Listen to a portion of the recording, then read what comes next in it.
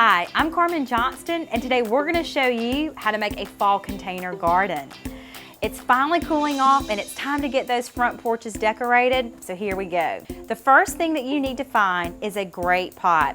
I like to start off with a larger size container, preferably anywhere between a 17-inch or 21-inch, and you always want to make sure that you have great drainage. I like to use the pots from the bottom of the plants, turn them upside down, and put them inside the bottom of the pot before you put your soil in. The next step is you want to start with a great soil. Stop by your local garden center and see what they recommend. You want to make sure that your soil has a slow release fertilizer in it, so that way your flowers bloom all season long. Another little quick easy tidbit, we love to use these squeegee buckets. It just makes life a whole lot easier and it keeps you from making this great huge big mess. You want to make sure that you fill your pot all the way up to about 2 inches below the rim, just like this. Now, don't forget to shake your pot and make sure that the soil settled down to the bottom.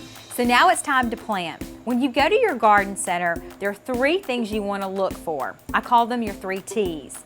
You want a tall plant, a thick plant, and a trailing plant. And I'm going to show you what works great for fall.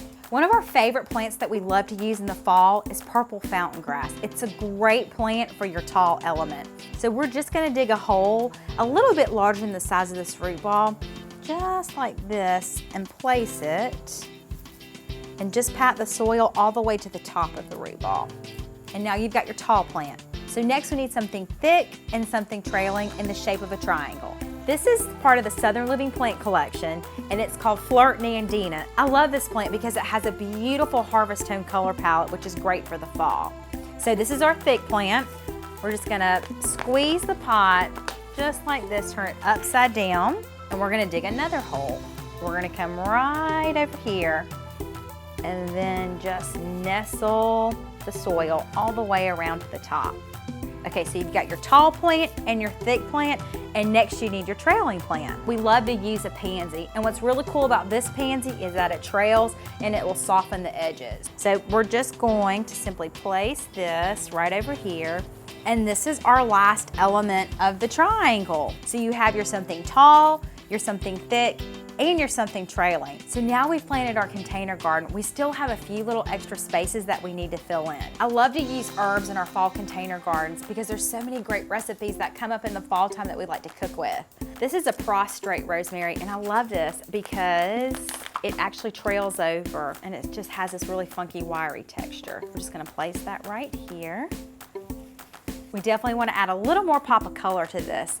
And this is called a calibrachoa, and I love this orange because it's just wonderful for fall. Dig a little hole, and we're filling in our second space. And the cool thing about this plant is after it freezes, snip it back and it will flush out, and it's absolutely beautiful in the spring. The last plant we're going to use is heuchera. I love using this plant in the fall because it's got this really cool textured leaf, and it looks just like a beautiful leaf that's fallen from the tree. We're just simply going to nestle it right over here and fill in our last space. Go around and make sure that you've got soil nestled around each one of them. You've got to make sure you put it in the right location so it can bloom all season long.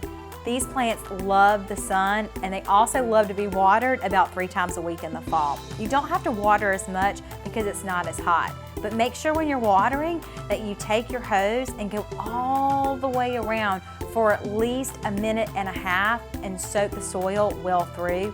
So that way when you put your finger in the soil, it feels wet to the touch. For more fresh and easy decorating and planting tips, find us at southernlivingplants.com and like us on Facebook.